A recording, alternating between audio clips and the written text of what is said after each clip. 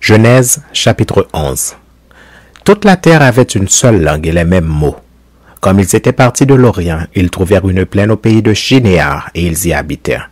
Ils se dirent l'un à l'autre, « Allons, faisons des briques et cuisons-les au feu. » Et la brique leur servit de pierre et le bitume leur servit de ciment. Ils dirent encore, « Allons, bâtissons-nous une ville et une tour dont le sommet touche au ciel, et faisons-nous un nom afin que nous ne soyons pas dispersés sur la face de toute la terre. » L'Éternel descendit pour voir la ville et la tour que bâtissaient les fils des hommes. Et l'Éternel dit, « Voici, ils forment un seul peuple et ils ont tous une même langue, et c'est là ce qu'ils ont entrepris. Maintenant, rien ne les empêcherait de faire tout ce qu'ils auraient projeté.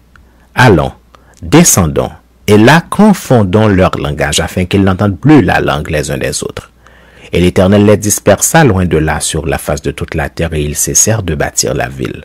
C'est pourquoi on appela du nom de Babel, car c'est là que l'Éternel confondit le langage de toute la terre et c'est de là que l'Éternel les dispersa sur la face de toute la terre.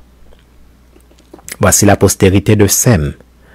Sem, âgé de 100 ans, engendra Arpachad, 2 ans après le déluge.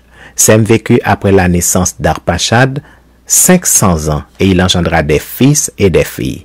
Arpachad, âgé de 35 ans, engendra Shélak. Arpachad vécut après la naissance de Shélak 403 ans et il engendra des fils et des filles. Shélak, âgé de 30 ans, engendra Héber. Shélak vécut après la naissance d'Héber 403 ans et il engendra des fils et des filles. Héber, âgé de 34 ans, engendra Péleg. Héber vécut après la naissance de Péleg 430 ans et il engendra des fils et des filles. Péleg, âgé de 30 ans, engendra Réhu.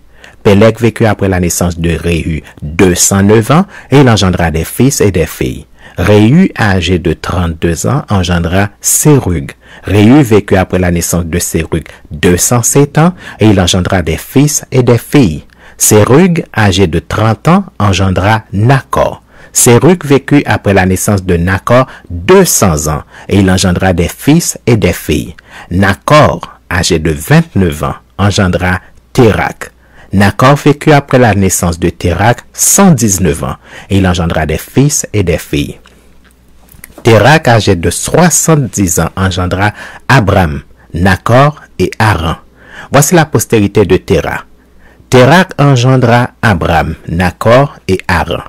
Haran engendra Lot, et Haran mourut en présence de Térak, son père, au pays de sa naissance, à Ur, en Chaldée.